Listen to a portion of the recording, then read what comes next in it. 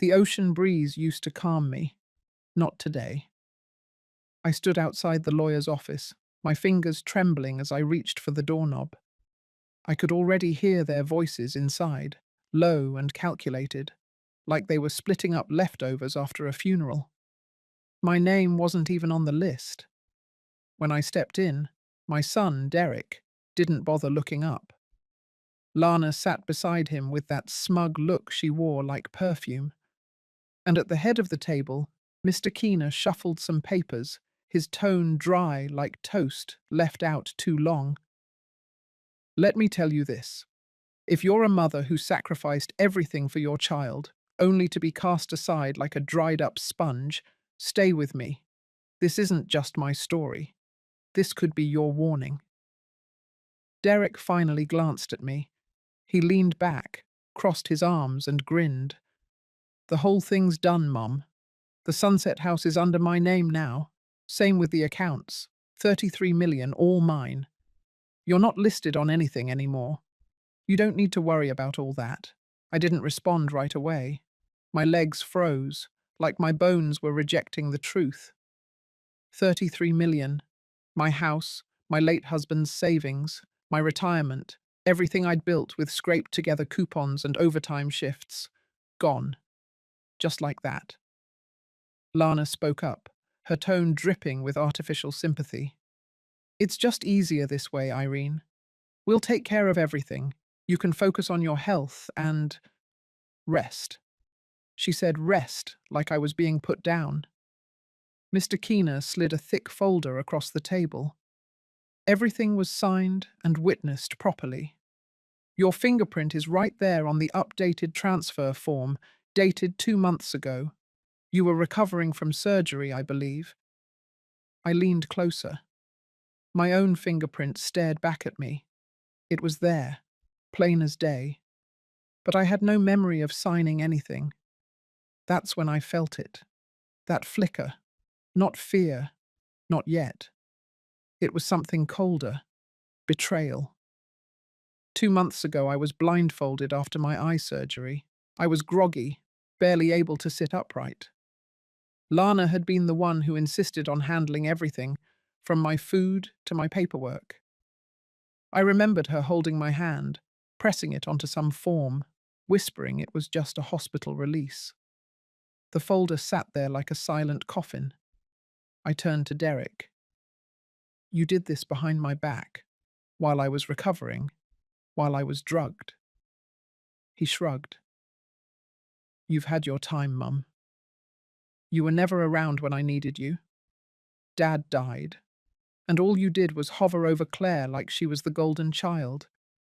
You left me to figure everything out. Now I'm figuring it out.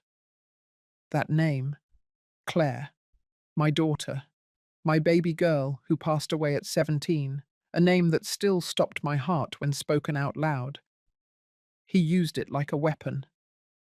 The air in the room tightened. I couldn't speak. I couldn't cry. The tears refused to show. My fingers curled around my purse strap as if I could squeeze sense back into this. Keener started listing legal details, but I stopped listening. I stared at the paper, the one with my fingerprint. A signature not made by choice, but by manipulation. Then Lana delivered the final slice. You don't need to be involved in the finances anymore. It's too complicated. Let Derek handle it. We'll let you know if we need anything. That was the moment, right there, when everything inside me flipped. I nodded slowly, took the folder, packed it into my purse without a word. I see. My voice was calm. It even surprised me. I walked out of that room with my spine straighter than it had been in years. That day, I didn't scream. I didn't beg. I didn't plead for explanations or fairness. But something in me changed forever. My son had carved out my existence with a smile. He thought I'd disappear quietly. He thought I'd accept my place as the old woman with no fight left.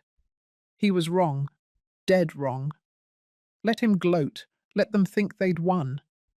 The game hadn't even started. And believe me, when I fight back, I do it in daylight, with witnesses, and no mercy. They should have known. You don't corner a mother and expect her to stay quiet. You make her silent, you make her smart. And once she's smart, she starts keeping receipts. I didn't cry in the car. I didn't scream.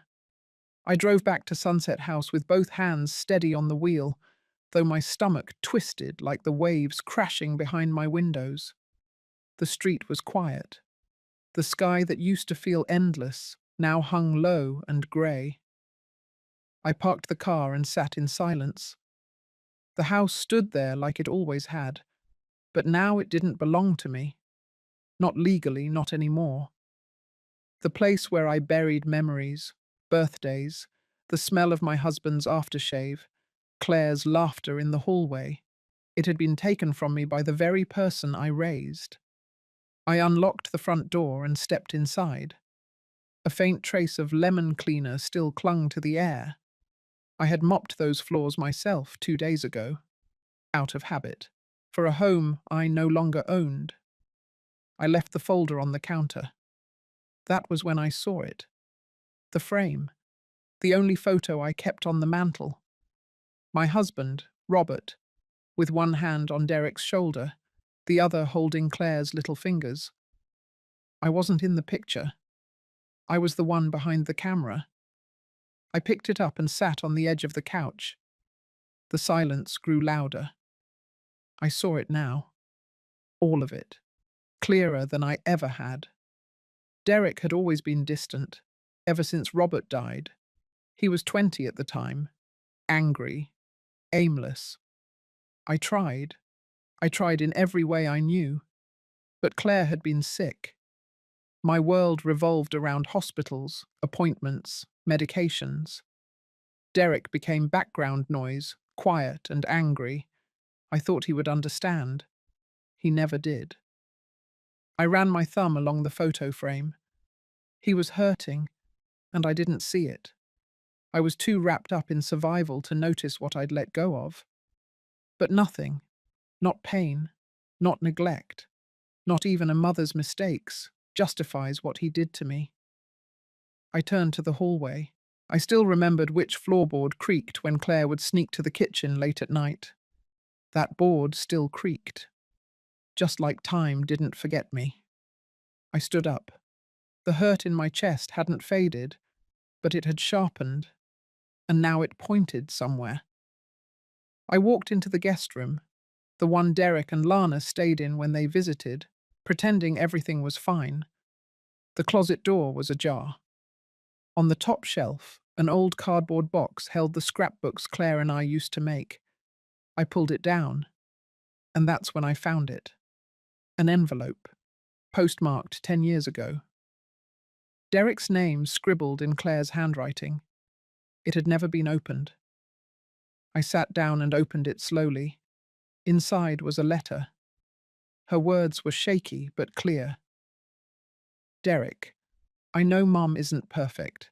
I know she misses a lot. But I want you to know she tries. She really does. When I'm not here anymore, please don't hate her for the things she couldn't give. I think she loves you more than you believe. I blinked, reading it again, then again. My hands clenched the paper like it might vanish if I loosened my grip. So he had this.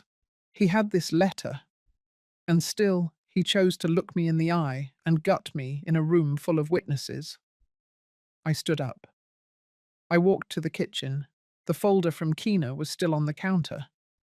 I opened it, page by page. Right there, near the back, a transfer of ownership dated exactly 8 weeks ago. My fingerprint stamped under it. No signature, no date filled by hand, just the print. I remembered that day, the surgery, the dizziness, Lana guiding me to the bathroom, then saying I needed to sign some release forms for insurance.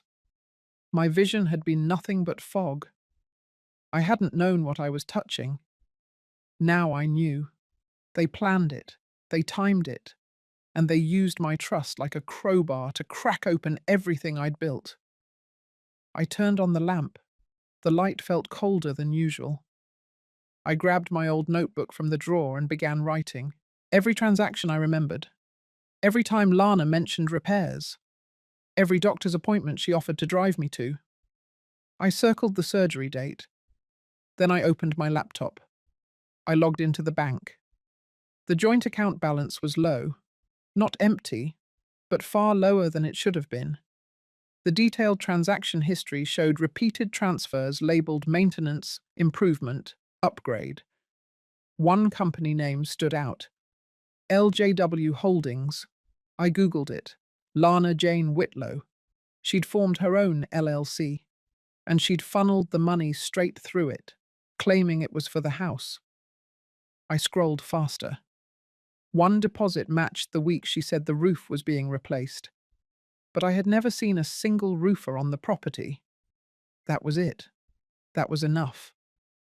My breath was shallow, my pulse hammered. They'd turned me into a signature, a name to erase, a problem to manage. But I wasn't going to disappear. I grabbed the phone, not to call them, not yet. I called the clinic. The receptionist answered.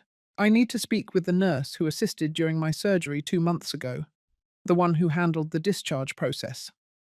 I believe her name was Emily. There was a pause. Then she replied, Yes, she's here. Would you like me to transfer you? Yes, please do. A soft click. Then a new voice. Hello, this is Emily. Hi, Emily, this is Irene Whitlow. I need your help. Something happened the day of my surgery. I think you saw it. I could hear the tension in her silence. I think I remember. Good. Then I need a copy of anything you recorded. I need your statement. Because I believe I was manipulated that day, and I'm ready to prove it. Emily's voice was careful. Let me talk to my supervisor. I'll call you back in an hour. That was enough for now.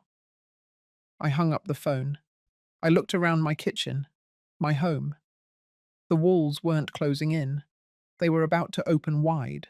Because if Derek thought he could strip me of my name, my history, my place in this world, and walk away clean, he was about to learn the one thing I'd kept quiet for too long. A mother's silence is not surrender. It's the sound before the storm.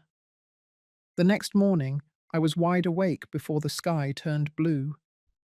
I sat at the edge of the bed, listening. Nothing. Just the soft ticking of the old wall clock and the ache in my chest that had sharpened into something colder than grief, the kind of cold that stops being afraid. I dressed quickly. I didn't bother with breakfast. I needed answers, and I was done waiting for them to come to me. At 8:07, my phone rang. Emily. Her voice was quiet but steady. She said she had checked with her supervisor and could confirm that there was video from the discharge room. She wasn't supposed to let patients see it directly, but I could request a written statement about what happened if I filed an official concern with the clinic. She remembered Lana clearly. She remembered her leading me into the room, placing a form in front of me, holding my hand down to press my fingers onto the paper. That was all I needed to hear. By 8:20, I was already pulling into the parking lot of the bank. Linda, the branch manager and an old friend of Robert's, met me with a warm but hesitant smile. Irene, what's going on? I didn't waste a second. I need transaction records for the past 90 days. All joint accounts. Any business payments made in my name. Also, I want to report unauthorized access during a medical recovery period. Her face tightened. She led me to her office and printed everything. I watched line by line as the same label kept appearing across transfers. LJW Holdings, amounts ranging from 3,000 to 45,000.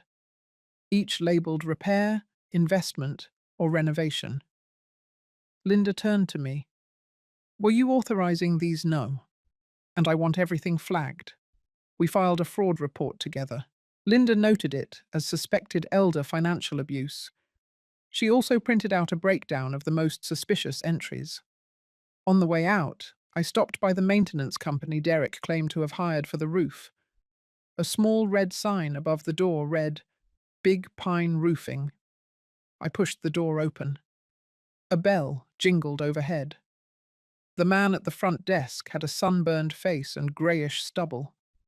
I asked if they had done any work on 426 Avalon Lane. He scratched his neck. Not for years.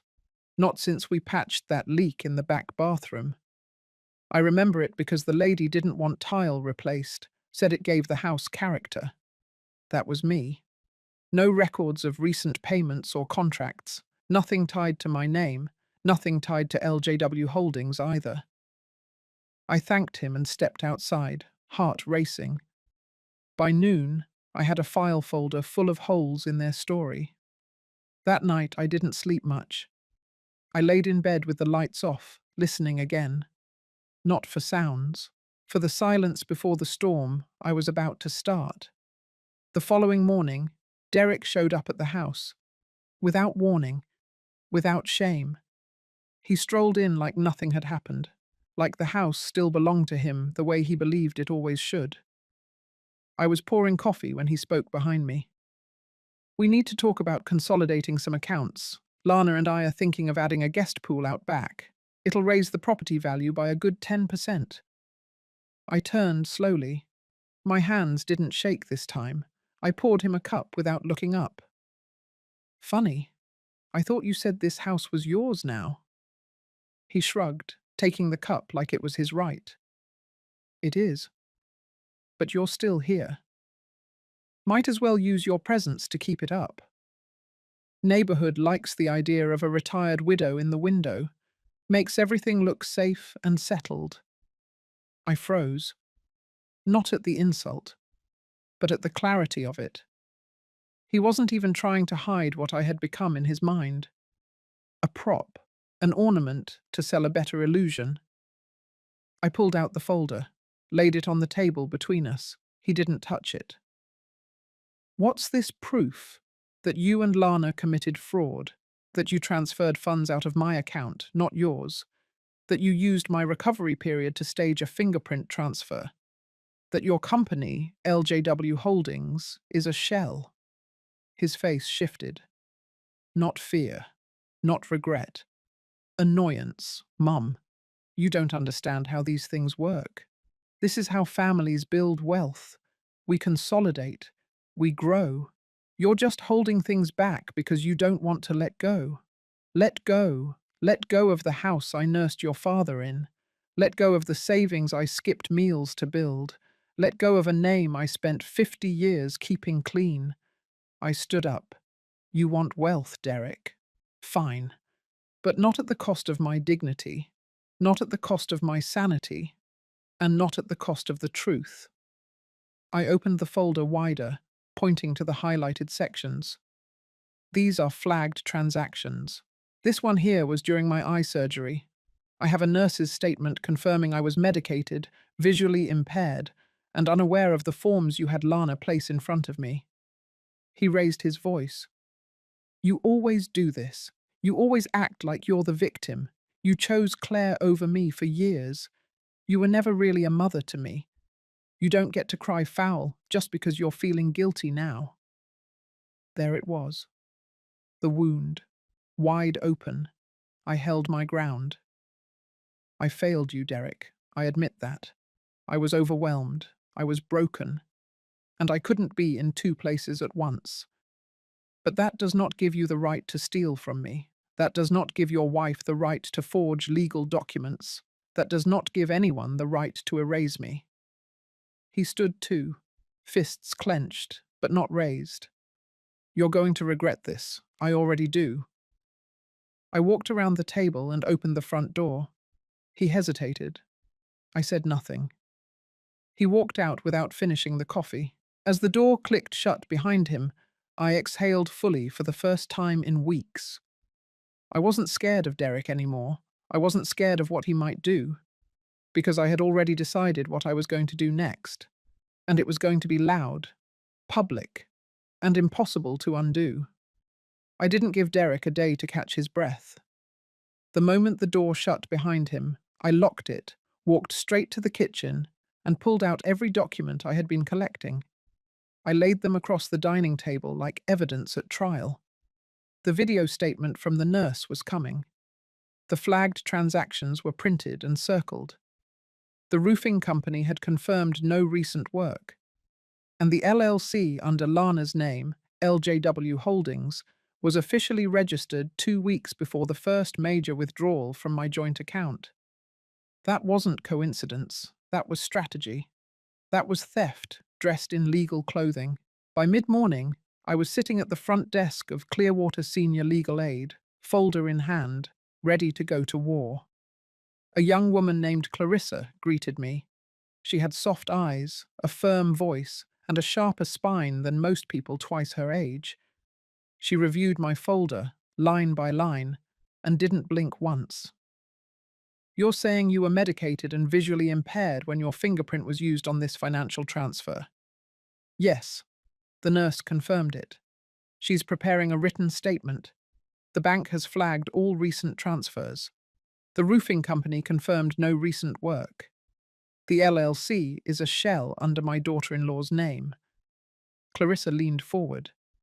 "You understand what you're accusing them of? Elder financial abuse, fraud, medical manipulation." I nodded. "I understand perfectly." "Then let's move. We need a formal complaint submitted. We'll request the clinic's footage immediately. Once the nurse's written statement is filed, we'll submit that with the rest. Do not contact them again for now. Let us take the lead." I agreed. But I had my own plan too. I wasn't finished, not even close.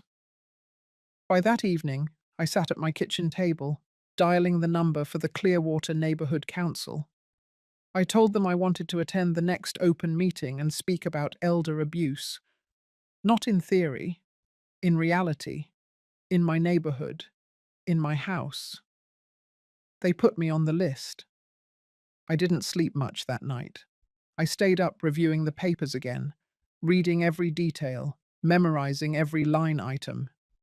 Then I wrote out my speech, short, sharp, unapologetic. The meeting was scheduled for the following evening. I showed up 10 minutes early, folder in hand, heels clicking on the tile floor of the community center. The room was already filling up. Folding chairs lined the room in tight rows.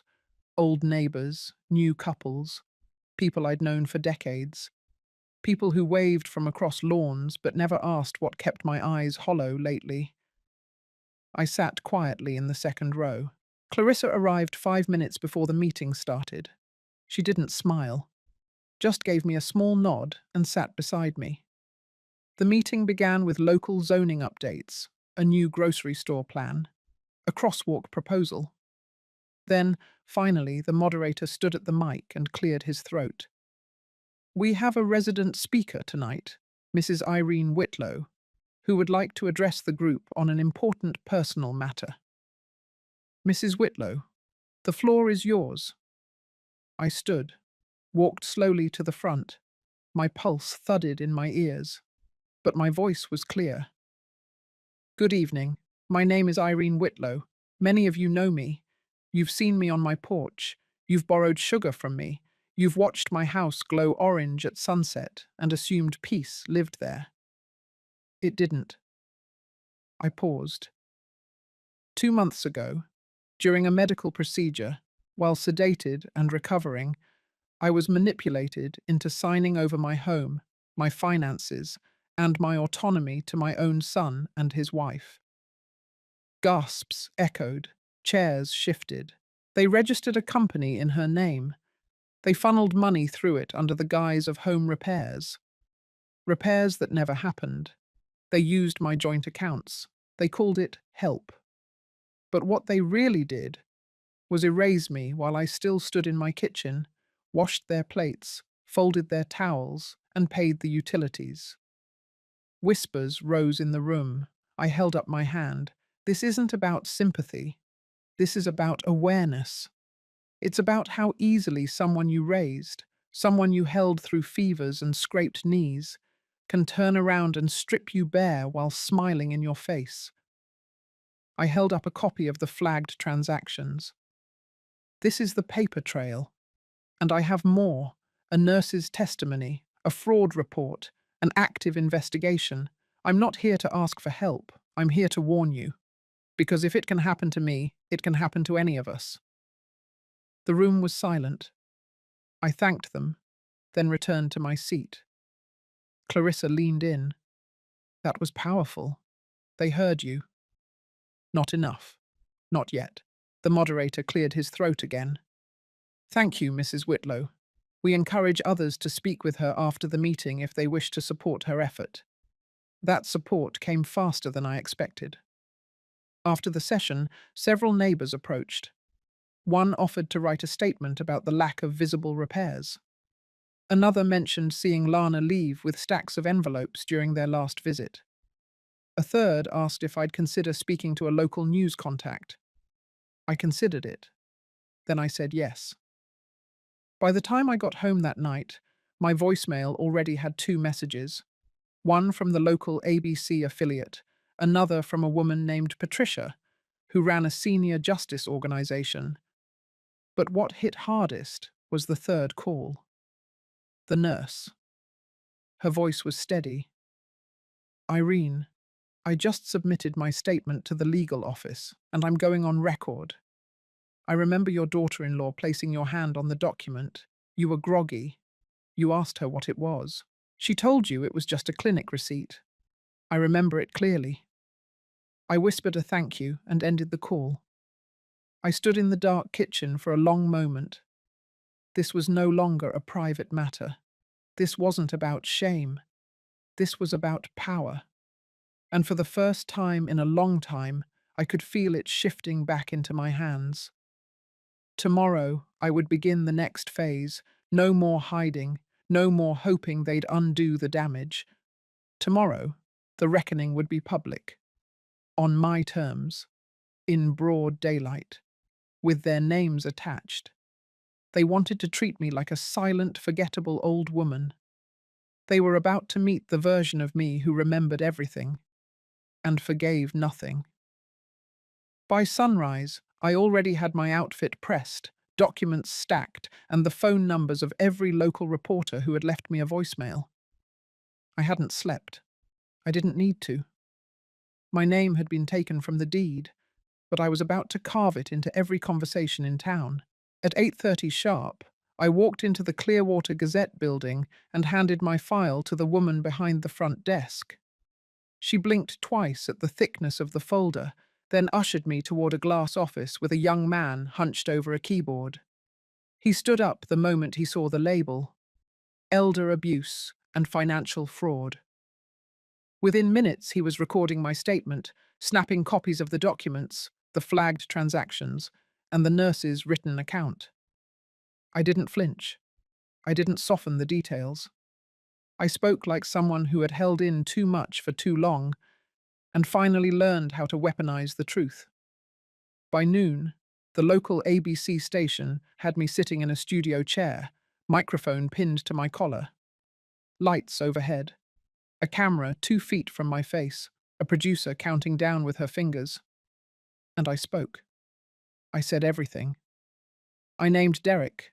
I named Lana. I said my own son used my recovery from surgery to obtain my fingerprint for a fraudulent transfer of home and financial control. I said my daughter-in-law built a fake company to drain every cent out of our shared account. I said they smiled in my face while tearing my life apart behind my back.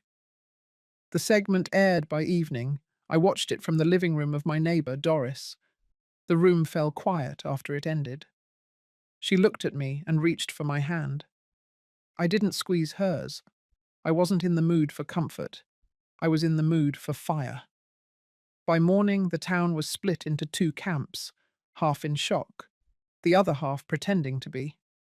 Texts rolled in, calls, even a few unexpected knocks on the door. Some offered to testify. Others just stared at me with a new kind of respect. Then came the one voice I had been waiting to hear. Lana. She didn't bother texting. She showed up on my front porch at 7:42 p.m. a tight grey dress on her frame, heels clicking as if stomping would make her words more convincing. I opened the door but didn't move aside. Her jaw was tense.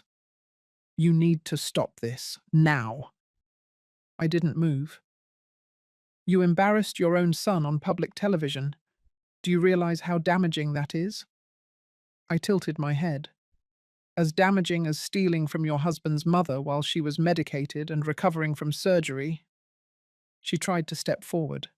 I blocked her. "You're making this worse for yourself, Irene. I'm trying to fix it." "No, you're trying to cover it. Big difference." She leaned in, voice sharp. "If you keep this up, there will be consequences." I smiled. "You already had your consequence. It aired last night at 6. Lana's eyes narrowed. She stepped back, pulling her phone from her purse. "Then I guess we'll escalate this legally." "Good. I already started. But I'm not done yet."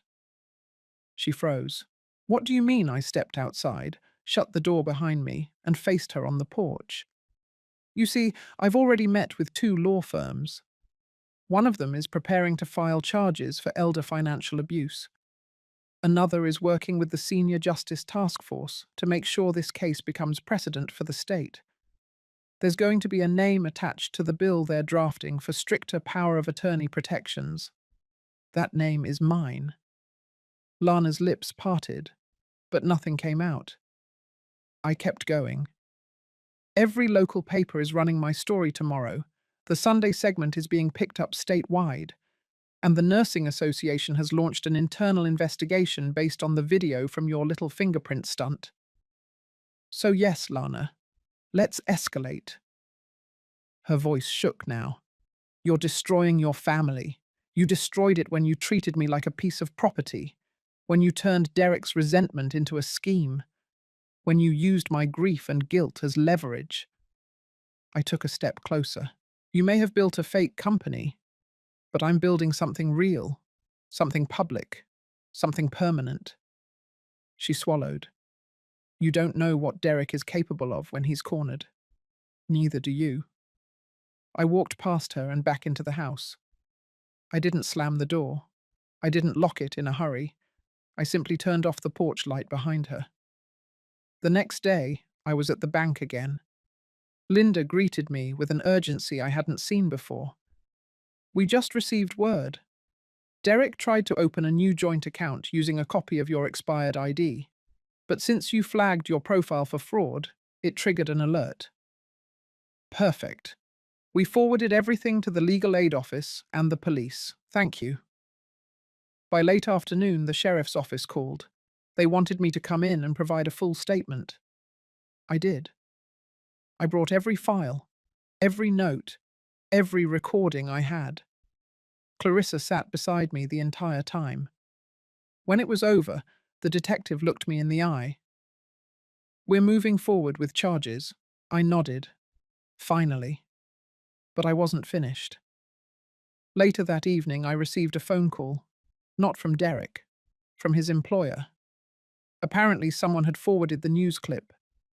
Human Resources had questions about his involvement in a financial crime. He had been placed on indefinite leave. That night, I sat at the kitchen table, stared at the empty chair across from me where Robert used to sit, and I smiled. Not because it was over, but because it had finally begun. My silence had cost me everything. My voice was now going to cost them more. The rain had stopped, but the clouds hung low like the town was holding its breath. I was already dressed when the knock came. 3 sharp raps on the front door. No hesitation. I opened it. Derek stood there, soaked from the chest down, jaw tight, eyes glassed over with something between fury and disbelief.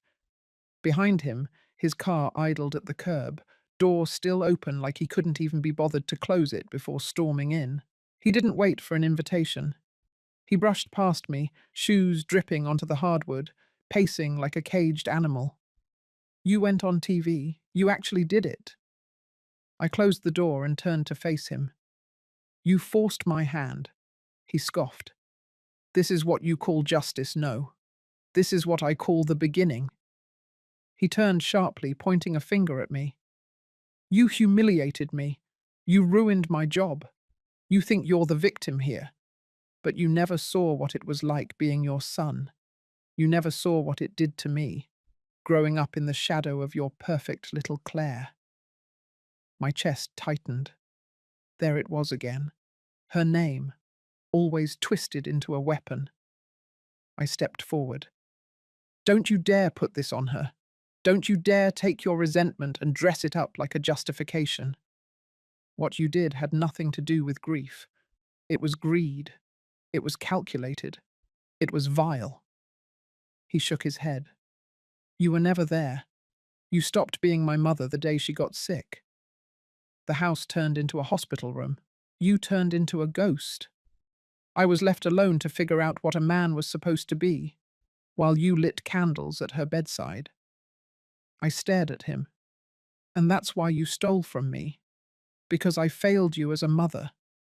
His eyes flickered. I had struck the nerve. No. I did what I had to do to reclaim something. You were never going to give it. You didn't reclaim anything. You forged it. You waited until I was blindfolded in a hospital room. You used your wife's voice and your own silence to push my hand against paper I didn't understand. I opened the drawer of the side table and pulled out the file. Do you want to see the receipts again, Derek? Or should I recite them to you? I laid the papers across the coffee table. The LLC registration, the flagged bank withdrawals, the nurse's written statement, the confirmation from the roofing company, the report from the sheriff's department, my handwritten timeline, every page a bullet. He stared at the table. You think any of this proves something? It proves everything. You think people won't forget this in a month? They won't have the chance to. Because in 48 hours, the Sunday broadcast will air statewide. Your face, Lana's name, every detail, unedited. He looked like he wanted to punch a hole through the drywall, but he didn't. He stood there, fists clenched, mouth twitching. I kept going. You lost your job, you lost the house. You're about to lose a lot more. Because I've already started the process of freezing every remaining account that was touched during the months of your scheme. He took a step closer. You're trying to destroy me. No, I'm showing you how fast someone collapses when they build everything on a lie. He dropped into the armchair across from me. For a second, I saw something in his face I hadn't seen since he was a child. Shame. Real and raw. You think Lana planned all of this? I didn't answer. He looked down. She told me it was just a way to protect the family money, that we'd fix the house, invest in something small, and it would grow, that you'd be better off with less to manage. She told you I was better off erased. He didn't reply. The silence between us was no longer quiet. It rang loud. I walked to the window and stared out at the damp street. Then I turned back. You know what the hardest part was? He lifted his head. It wasn't the money. It wasn't the papers. It wasn't even the lies. It was realizing that my son could look me in the face and see nothing worth protecting. His mouth opened, then shut again. You had every chance to speak to me, every chance to ask for help, every chance to say you were angry or hurt or confused. Instead, you chose to steal. And worse, you chose to silence me while doing it. I picked up the letter from Claire's scrapbook, the one he never opened. I held it out. She saw you, even when I didn't. She asked you not to hate me, but you did it anyway. He took the letter. His hands trembled. I didn't know what to do after she died. I just wanted something to make sense. Lana made it sound so easy. I nodded. She gave you a map for revenge, and you followed it. He stood, folded the letter, and placed it back on the table. What happens now? I stared at him. Now, you watch the world look at you the way you looked at me. Dismissed, undervalued, disposable. He winced. But you also get a choice. You can continue down that path, or you can crawl your way out. Not for me, for yourself. He hesitated. What if I want to make it right? Then you start by returning every cent. You testify. You sign the statement. You look at the camera and admit what you did. He swallowed. I'll try. I walked past him, opened the door and gestured toward it. Try somewhere else. He stepped out, slower this time. The door closed behind him. And I stood there, surrounded by the sound of my own breathing. It wasn't over yet, but the tide had turned. The storm I started was no longer mine to carry. It was his to survive. The town council meeting was packed. More chairs had to be dragged in from the back hallway. Every seat was filled. People stood along the walls, whispering, shifting, looking toward the front where a podium and mic stood waiting. Word had spread fast. The Sunday broadcast had gone statewide that morning. My name, my voice, and my accusations had reached every corner of the state. But it wasn't over, not even close. I had requested a special session with the council, not for sympathy, not for applause. I wanted a stage. I wanted faces. I wanted every person who once waved at me from their porch or passed me in the market to hear the truth directly, not just through headlines.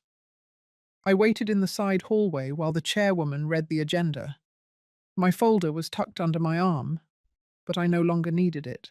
I could recite every transaction, every date, every betrayal without looking down once. When my name was called, I stepped into the room. People turned in their seats, some nodded, some looked away. A few pulled out their phones, already filming. I walked to the mic. No shaking hands this time.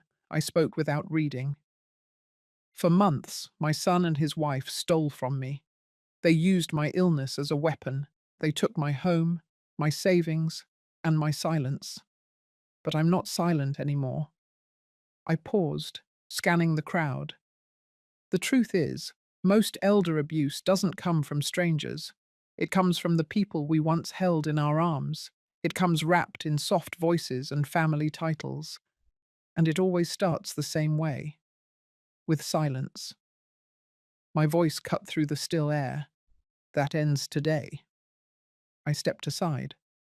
The council chair leaned forward. Mrs. Whitlow, do you have evidence to support your claims? I turned to the door. Linda from the bank walked in first. She held up her folder. I can verify that over $70,000 was removed from Mrs. Whitlow's accounts under suspicious labels.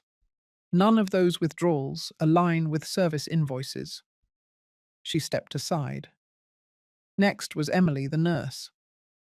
I was present during Mrs. Whitlow's eye surgery. She was under heavy sedation. Her daughter-in-law placed her hand on a document and told her it was a receipt. It was not. Murmurs rose in the room. I watched faces shift. Some looked down. Some looked furious. Then came Mr. Carson, the roofer. My company never worked on her home recently. We didn't receive payment. We didn't send crews. That money went somewhere else. Each of them stood like pillars behind me, not just words. Witnesses. Finally, Clarissa stepped up.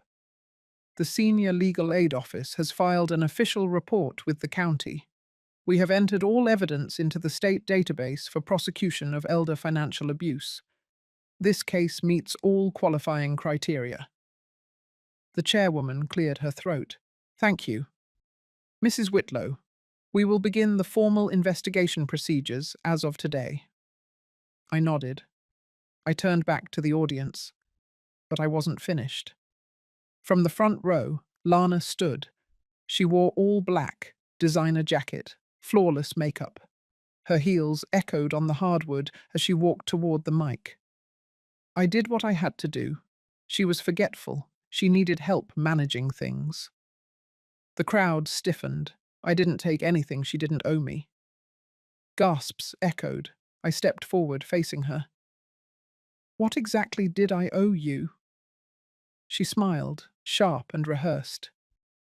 Time, energy, years. I've cleaned that house. I've managed her prescriptions. I've driven her to appointments.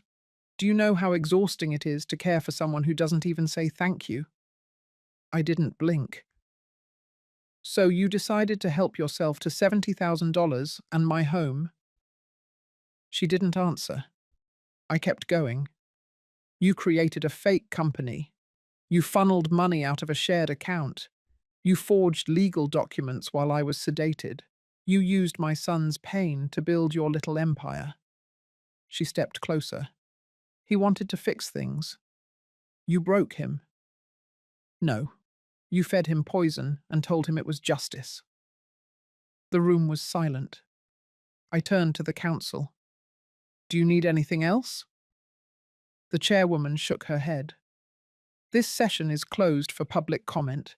We will review the formal complaint and notify all parties within 72 hours. As I stepped down from the platform, Derek entered the room. All heads turned. He looked like a ghost, hollow-eyed, wrinkled shirt, hands clenched. Lana froze when she saw him. He didn't sit. He walked slowly to the front of the room and stood beside me. I want to speak. The council hesitated, then allowed it. He looked at Lana first. You told me she wouldn't remember. You told me we were helping her. She stepped back. We were. He shook his head. No. You used me. You took everything I was afraid of and turned it into your excuse. He turned to the crowd. I forged my mother's name. I signed documents behind her back. I opened a company in my wife's name. I drained the account. I lied.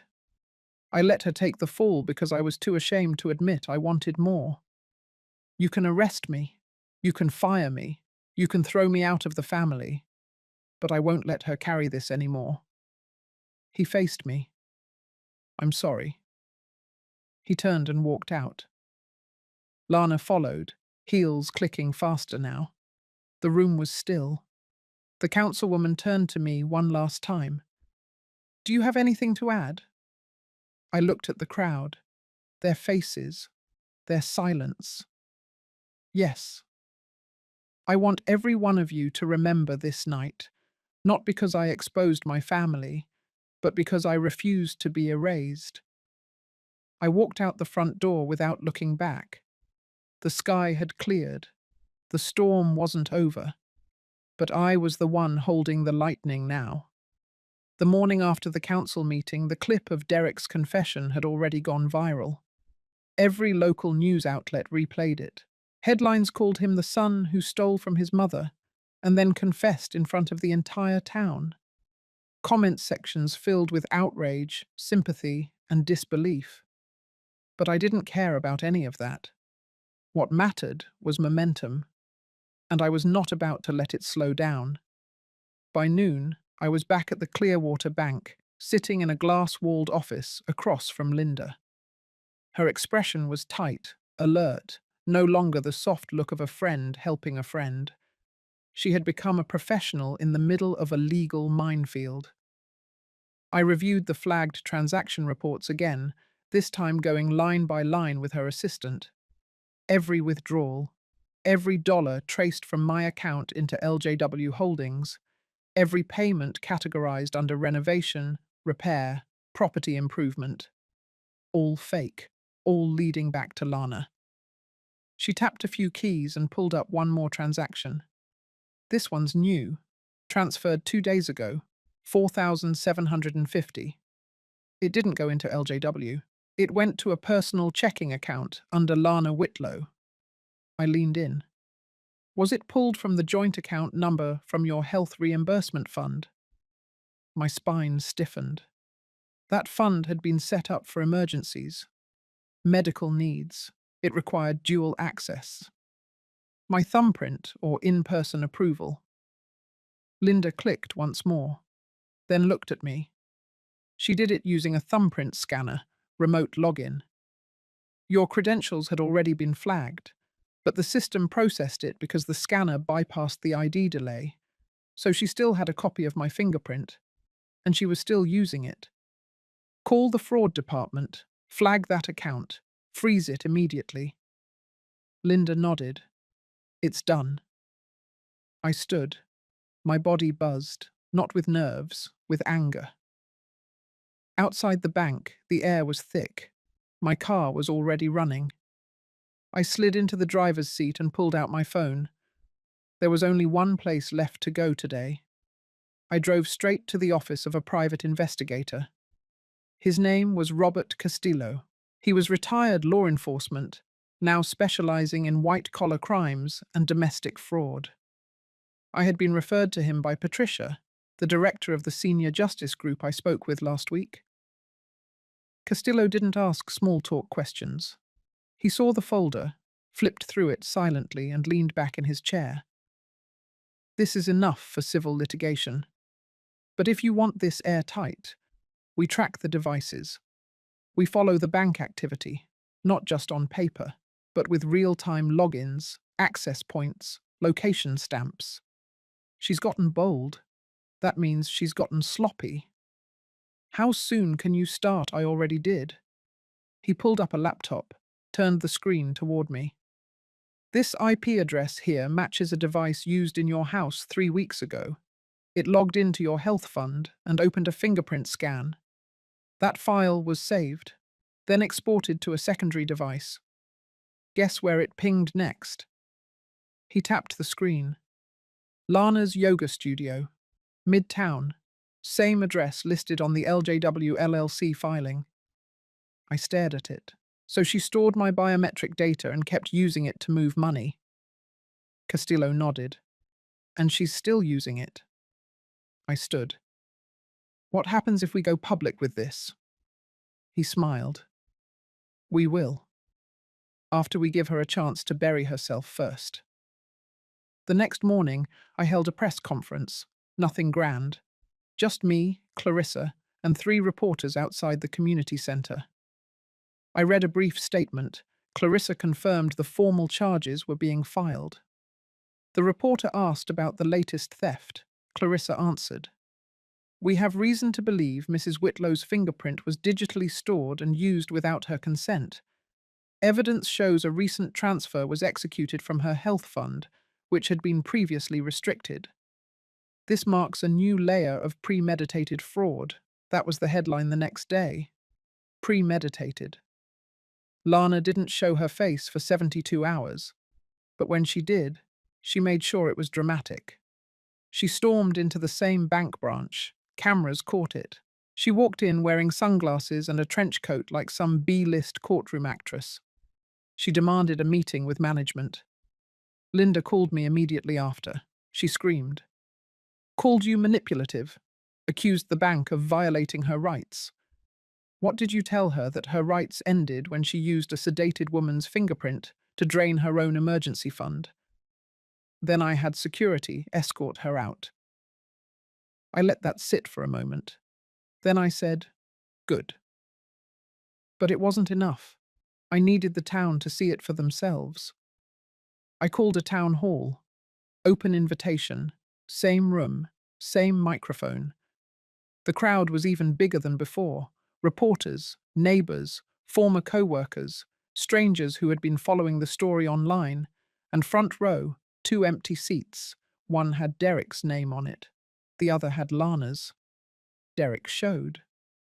Lana didn't. I walked to the front.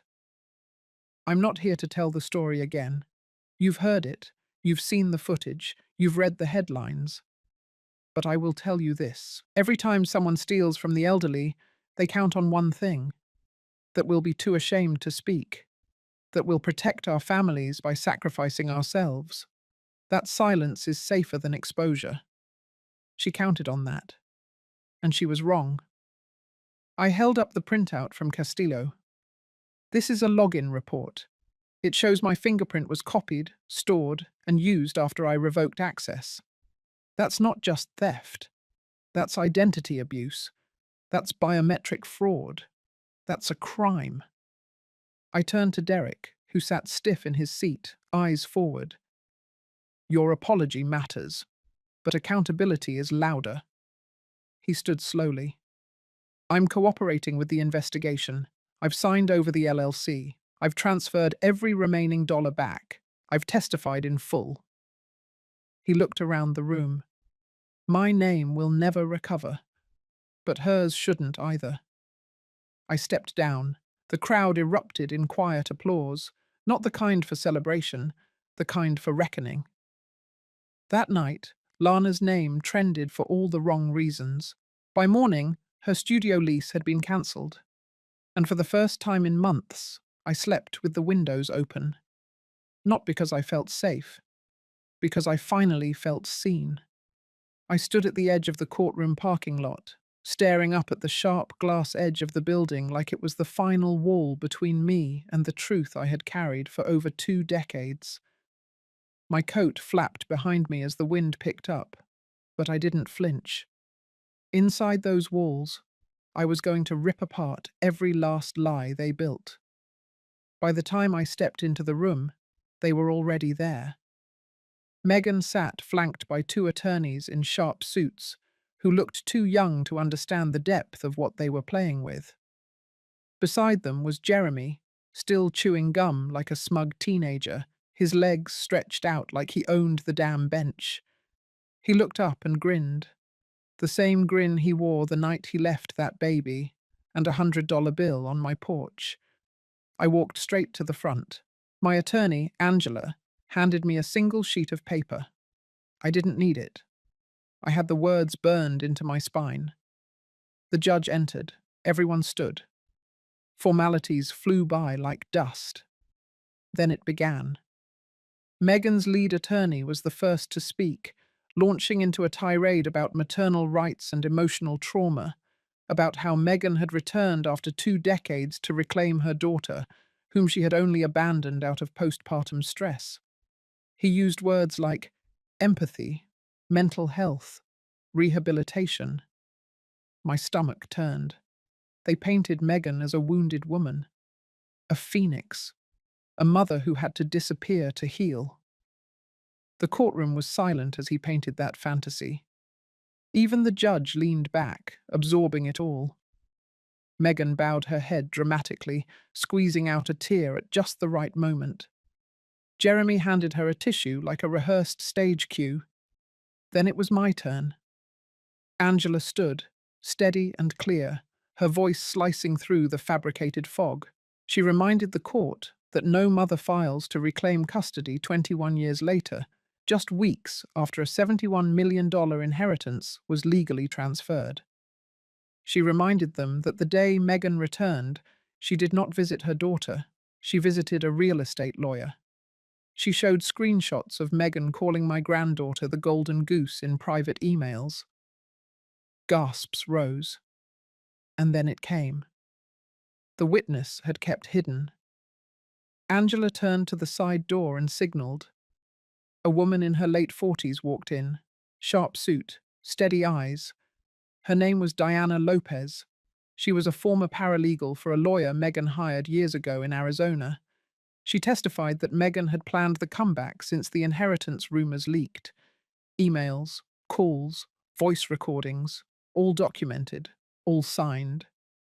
The courtroom cracked open like a dropped glass. Megan stood up and shouted, called Diana a liar, said she never met her.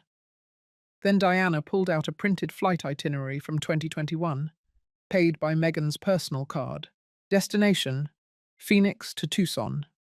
Hotel, 1-night stay. Purpose, legal consultation. Under the note column, it said 2 words in Megan's own handwriting.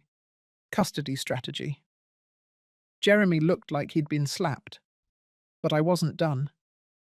I stood up myself, requested to address the court as guardian and grandmother. The judge allowed it. My voice didn't shake once. I told them about the night Megan left, about the $100 bill, about the silence. I told them about the hospital visits, the fever when the baby was 5 weeks old, the sleepless nights, the teenage heartbreaks, the college move-in day. I told them about the time my granddaughter asked why she didn't have a mum, and how I told her not to hate someone who disappeared. I showed the court the trust fund statements, the new scholarship she had created in her late father's name, the volunteer work she did for abandoned kids. The girl Megan called the Golden Goose had grown into a woman worth 1,000 times more than any check. I turned to Megan and said it loud enough for every journalist in that room. You don't get to walk back into someone's life because you smelled money. You don't get to rewrite the past because your wallet is empty. She stared at me like she didn't know who I was.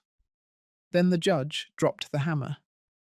Petition for parental rights denied. Megan was banned from contacting my granddaughter directly for 5 years, and a separate investigation would be opened regarding attempted fraud. Jeremy stood up and left. Didn't say a word. Not to Megan, not to the judge, not to me. Megan collapsed into her chair like someone had unplugged her bones. But it wasn't over. Angela stepped forward again and informed the court of a separate civil suit we were filing. Defamation, harassment, emotional damages. Not for money, but for the record, for the truth, for the scars Megan left on the child I raised. I walked out of that courtroom into the sunlight, the wind brushing through my hair. My knees ached, my back was stiff. But I walked taller than I had in years. Outside, my granddaughter waited in the car, eyes wide, hands clenched on the steering wheel. I slid into the passenger seat, buckled in, and said one word: drive. She didn't ask how it went. She didn't need to. Because justice wasn't just something we won that day. It was something we reclaimed, piece by piece, with truth, with fire, with everything a woman like me had left. And it was far from over. 2 days after the courtroom verdict, I received an invitation that made the blood in my body pause for a full second. It was a formal dinner invitation, hand-delivered to my mailbox in a thick white envelope sealed with gold foil. The sender was Jeremy, not a text, not an email. A physical card like this was some twisted performance. Inside it read, "Dinner at 7 p.m., Flatirons Country Club, Private Room C. For old time's sake, I should have burned it. I should have tossed it into the fireplace and let it turn to ash beside the rest of the memories he stained. But something in me, something sharp and cold and precise, wanted to look him in the eye again. I wanted to see if the boy I once fed from my own kitchen would dare sit across from me and lie with that same shameless smirk. At exactly 6:59, I walked into the club wearing the same navy coat I wore to court. My granddaughter had begged me not to go, but I told her this wasn't about confrontation. It was about closure. The room was dim, too polished, too quiet. Jeremy sat alone at the far end of the long table, swirling a drink like he thought it made him look important. When he saw me, he stood and smiled with that nauseating calmness. I sat without returning it. He started light, as if we were family again. Compliments on my strength in court, regret over how things escalated, fake concern about my health, my finances, the stress of it all. I let him talk, let the performance roll on. Then he leaned forward and dropped his voice. "You know she's not going to stop." I said nothing. He continued. Megan had filed an appeal. They had new lawyers, big ones. Jeremy had contacts, friends who owed him favors. He offered me a way out. Sell the ranch quietly, sign over a portion of the inheritance. Let Megan step into a mentorship role in my granddaughter's life. We could call it healing, rebuilding. Family reunification. I looked at him, and for the first time, I let all the fury in my chest rise without filter. You call this healing? He blinked. You think offering me a bribe in a country club dining room while your girlfriend plots her next courtroom ambush is some kind of peace treaty? I stood, but I didn't leave. You and Megan abandoned that child like she was an inconvenience. You left her with no name, no future, no safety. I rebuilt her from scratch. I held her when she cried, taught her how to tie her shoes, filled in every blank you two left behind. And now that she's made something of herself, you crawl back with your manicured lies and your envelope dinners. His jaw tightened. You can sue, you can appeal, you can dig up every lawyer from every gutter between here and the coast. But you won't get 1 cent. You won't get her trust. You won't rewrite the past just because it makes your future look pathetic. He tried to speak. I raised a hand to silence him. You should have stayed gone. I turned, walked to the door, and then paused. One last thing. That little girl you threw away. She's giving a speech next week, her first public lecture. Full scholarship, keynote platform. And guess what the topic is Jeremy didn't answer? Abandonment and resilience. I left him there, mouth slightly open, whiskey untouched, the weight of my words cutting the air around him like glass. But the dinner wasn't the end. That night, a voicemail hit my phone. It was Megan. Her voice was cold, rehearsed. She said if I continued to poison her daughter against her, she would file a defamation suit and drag every personal detail of my past into public record. She said she knew about the foreclosure from 10 years ago, the therapy I went through after my husband died, the unpaid tax penalty I fought for 2 years. She said no court would protect a bitter, bankrupt old woman hiding skeletons. She made a mistake. The next morning, I walked into Angela's office and dropped the phone on her desk. "We're filing first," I said. "I'm done waiting for them to act so I can respond. This time, we burn first." Angela's eyes lit with a fire I hadn't seen since trial. She started pulling files, typing, calling contacts. Within an hour, we were coordinating with a journalist from a local paper, a woman who had been sniffing around Megan's backstory. I gave her everything: the abandonment, the trust fund, the sudden reappearance, the audio of the voicemail. Angela filed a motion for a restraining order based on harassment and credible threats. We filed a complaint with the Bar Association for Megan's legal team attempting intimidation. Then we sent a letter to the university Megan had falsely claimed she was lecturing at. Turns out, the invitation she boasted about was forged. One by one, we cut the legs from beneath their operation. By Friday afternoon, Megan's name was trending online for all the wrong reasons: hashtags about maternal fraud, comment sections boiling over with outrage. And my granddaughter, the girl they once left in a blanket and walked away from, was now receiving messages from people calling her brave, calling her the face of survival. I watched her read those messages from across the kitchen table. Her lips trembled, but held steady. She looked up and whispered, "They can't touch me anymore." She was right. And Jeremy, that smug silence at dinner, it didn't last. He showed up at my gate the next night, drunk, screaming into the dark like a man unraveling. He shouted that I had ruined them, that I had stolen everything. I stood behind the curtain and watched. No fear, no pity, just silence. The gate stayed closed. He left in a cloud of headlights and gravel. That was the moment I knew the war had turned. Because when people like them lose their lies, their money, and their illusion of control, all that's left is the mirror. And they can't stand what they see. The morning started quiet, too quiet for a day about to explode. By 9, Megan's face was all over the local news. Not a polished headshot, not the filtered photos she used to post online. No, This was courtroom footage, security camera stills, fragments of her walking out of hearings, flanked by lawyers with eyes cast down. Beside her face ran bold headlines about fraud, neglect, perjury under oath, and the forged university credentials we had uncovered just days before. I watched it unfold on TV in silence, holding my coffee without drinking a drop. Angela had warned me. Once the public saw her not as a grieving mother, but as a calculated manipulator, they'd devour the story. It was the kind of drama that stirred something primal. A child abandoned, a grandmother rising from the ashes, the rich woman who thought she could buy her way into a legacy. By noon, the phones wouldn't stop ringing. Local papers, podcasts, two major networks. Everyone wanted interviews.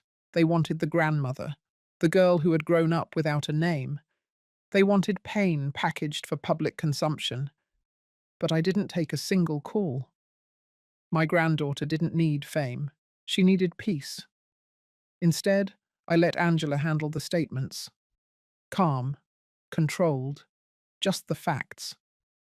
Then the knock came. Hard, unapologetic. It was Jeremy. He looked nothing like the man who once sat smugly in a courtroom beside Megan. His suit was wrinkled, tie gone, eyes red. He pushed past the gate before I could speak and stood on my porch like he had a right to be there. "You think this is over?" His voice cracked like glass under pressure. "You think we're just going to disappear while you turn my life into a circus?" I didn't answer. He stepped closer. "My job put me on unpaid leave this morning. Megan's board seat was revoked. She can't show her face at the university anymore. My parents are getting calls. The firm froze our shared accounts. And your granddaughter just posted a smiling picture like none of this means anything." He was shaking now. I gave her my name. That was the moment I snapped. "You gave her your silence." My voice didn't rise. It dropped, heavy, cold. "You watched that child grow up from a distance and did nothing. You sent nothing. You signed nothing. You didn't ask about her health, her schooling, her birthday. You just waited until you thought she was valuable enough to claim Jeremy opened his mouth. And you know what's worse than abandoning a baby?" I kept going, pretending to come back for love when all you wanted was leverage. He froze. "You see, Megan thought this would be a clean hit. Walk into court, make some noise, scare the old lady into signing a check. But she forgot one thing. I don't scare, and I don't break. I bury." He staggered back, like the wind had punched him. The door opened behind me. It was my granddaughter. Jeremy turned, eyes wide. She didn't say a word, just stared at him. He tried to speak, but the words wouldn't come. Maybe it was guilt, maybe shame. Maybe he finally realized the girl he once refused to name would never look at him the same again. He left, without another word. The next blow came that evening. Megan filed a last-minute press release. A disaster wrapped in velvet. She denied all accusations, blamed me for alienating her child, claimed I had forged court papers to secure the ranch, that I manipulated an emotionally vulnerable girl for my own financial gain. She called me a bitter old woman clinging to land and legacy. I laughed for the first time in weeks, because her desperation reeked. It was no longer strategy, it was survival. By the time Angela read the release aloud to the news anchor that night, we had already counted. Leaked court transcripts, legal affidavits, a voice memo where Megan joked about using motherhood as an investment strategy. Every move she made was documented, timed, and weaponized with precision. And then came the final blow. Angela stood in front of the courthouse the next morning and delivered the statement that would mark the end. "We have filed for full financial immunity and a permanent injunction. Any further attempts at contact, interference, or slander will be met with immediate legal consequence. This family has survived abandonment once. We will not be dragged through it again. That clip went viral. Commenters swarmed every corner of the internet. Some called Meghan a villain, some called her delusional. A few, predictably, played devil's advocate. But the overwhelming majority saw it for what it was: a reckoning. That night, Meghan's personal assistant quit and publicly shared screenshots of internal messages, plans to fake a reconciliation, drafts of social media posts written weeks in advance to spin the story, email threads between her and two blog owners who had offered to soften her image in exchange for sponsorship deals. It was over. She had been exposed, not by revenge, not by rage, but by truth laid bare. I walked into my granddaughter's room late that evening. She was staring out the window, the sky turning orange behind the hills. "It's done," I said. She didn't speak, just nodded. Then she whispered, "I never needed her love. I only needed to know I wasn't the reason she left." I sat beside her, held her hand. "You never were." And that was it. No fireworks, no applause. Just silence, thick with relief. But in that silence, there was power. Power in surviving, power in standing firm, power in finally being heard. Tomorrow we would start the process of sealing records, closing accounts, and drawing final lines. But tonight, we rested. The war had ended. Justice had spoken. And for the first time in years, I felt something I almost forgot: stillness. True, undisturbed peace. The storm had passed, but the wreckage still lingered. I spent the next few days cleaning more than just dust and clutter. It was about wiping off years of residue, emotional debris left behind by the silence, the betrayal, and the long wait for truth. The air smelled different now, lighter. The heaviness that had made its home in my chest began to lift, slowly, like fog burning off under morning sun. Angela came by with documents to finalize the injunction and settlement orders.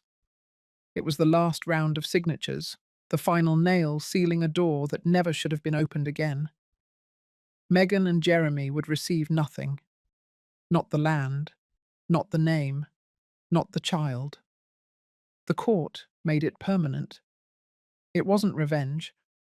It was correction. A closing of a loop that had been twisted for too long. But paperwork didn't fix the ache. That was something else entirely. One evening, I walked into my granddaughter's room again. She was folding a letter, tucking it into an envelope, slow and careful. She looked at me and said it was for herself, for the girl she used to be, the one who used to wonder every night if she was forgettable, the one who used to think love had to be earned by being quiet, useful, or invisible. She said she wrote to that girl to tell her she was finally safe now. I didn't respond.